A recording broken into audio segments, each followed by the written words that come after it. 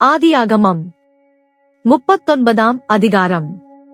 யோசேப்பு எகிப்துக்கு கொண்டு போகப்பட்டான்.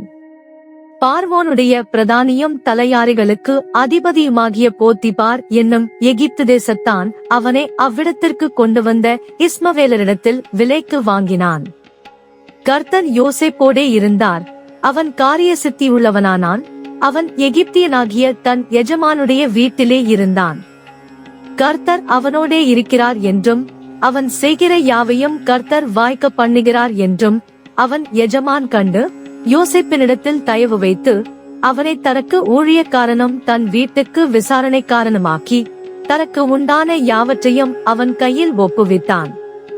அவனை தன் வீட்டுக்கும் தனக்கு உண்டான எல்லாவற்றிற்கும் விசாரணைக்காரனாக்கிறது முதற்கொண்டு கர்த்தர் யோசேப்பு நிமித்தம் அந்த எகிப்தியன் வீட்டை ஆசீர்வதித்தார். வீட்டிலும் வெளியிலும் அவனுக்கு உண்டானவைகள் எல்லாவற்றிலும் கர்த்தருடைய ஆசீர்வாதம் இருந்தது. ஆகையால் அவன் தனக்கு உண்டானதையெல்லாம் யோசேப்பின் கையிலே ஒப்பு கொடுத்துவிட்டு தான் புசிக்கிற போஜனம் தவிர தன்னிடத்திலிருந்த மற்றொன்றை குறித்தும் விசாரியாதிருந்தான். யோசேப்பு அழகான ரூபமும் சௌந்தரிய முகமும் உள்ளவனாயிருந்தான். சில நாள் சென்றபின் அவனுடைய எஜமானின் மனைவி யோசேப்பின் மேல் கண் போட்டு, என்னோடே சயனி என்றாள். அவனோ தன் எஜமானுடைய மனைவியின் சொல்லுக்கு இணங்காமல் அவளை நோக்கி, இதோ வீட்டிலே என்னிடத்தில் இருக்கிறவைகளில் யாதொன்றை குறித்தும் என் ஆண்டவன் விசாரியாமல் தமக்கு உண்டான எல்லாவற்றையும் என் கையில் ஒப்பித்திருக்கிறார். இந்த வீட்டிலே என்னிலும் பெரியவன் இல்லை. நீ அவருடைய மனைவியாயிருக்கிறபடியால் உன்னை தவிர வேறொன்றையும் அவர் எனக்கு விலக்கி வைக்கவில்லை.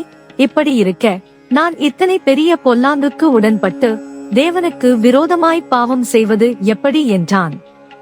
அவள் நித்தம் நித்தம் யோசேப்போடே இப்படி பேசிக் கொண்டு வந்தும் அவன் அவளுடனே சயனிக்கவும் அவளுடனே இருக்கவும் சம்மதிக்கவில்லை.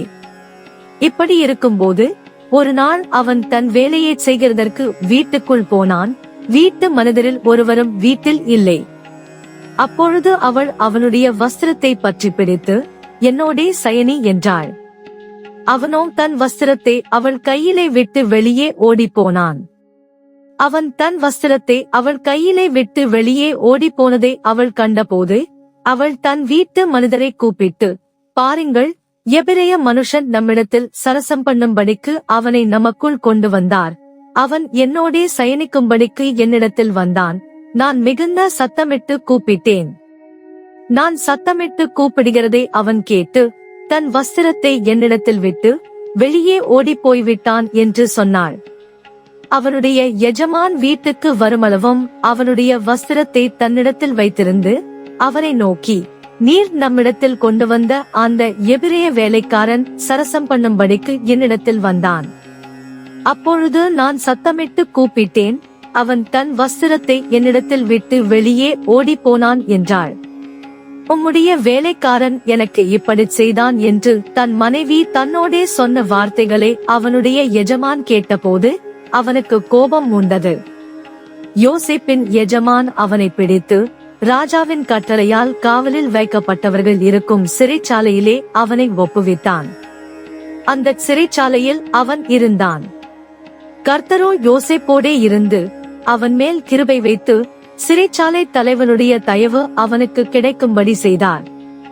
சிறைச்சாலை தலைவன் சிறைச்சாலையில் வைக்கப்பட்ட யாவரையும் யோசேப்பின் கையிலே ஒப்புவித்தான். அங்கே அவர்கள் செய்வதெல்லாவற்றையும் யோசேப்பு செய்வித்தான். கர்த்தர் அவனோடே இருந்தபடியினாலும் அவன் எதை செய்தானோ அதை கர்த்தர் வாய்க்க பண்ணினபடியினாலும் அவன் வசமாயிருந்த யாதொன்றையும் குறித்து சிறைச்சாலை தலைவன் விசாரிக்கவில்லை.